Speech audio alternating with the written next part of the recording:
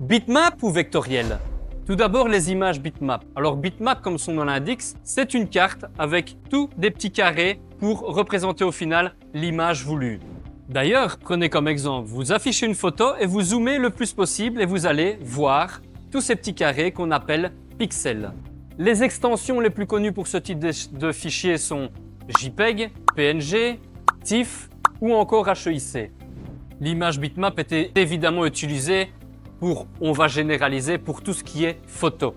Néanmoins, attention à ce type de fichier, car vous êtes restreint à une résolution par rapport à une surface donnée. Donc vous ne pouvez pas agrandir indéfiniment votre image. De plus, ces types de fichiers par rapport aux quantités de données qu'ils contiennent sont évidemment plus lourdes qu'un fichier de type vectoriel.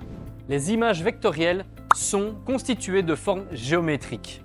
Ces formes géométriques sont représentées par des points et des courbes et leurs coordonnées dans l'espace. L'avantage du vectoriel, c'est qu'on peut l'agrandir à souhait, puisqu'il n'est nullement lié à une résolution pour une surface donnée. Les extensions de fichiers les plus connues sont l'EPS ou l'AI, ou un PDF, mais un PDF de type vectoriel. C'est vraiment la technique qui est la plus usitée, notamment quand on doit créer un logo, pour conserver vraiment une forme vectorielle et avoir des tracés de contours pour que le logo puisse être utilisé sur tout un tas de supports possibles et inimaginables, mais aussi découpé en fonction de ces tracés de découpe. Voilà, vous connaissez à présent les différences entre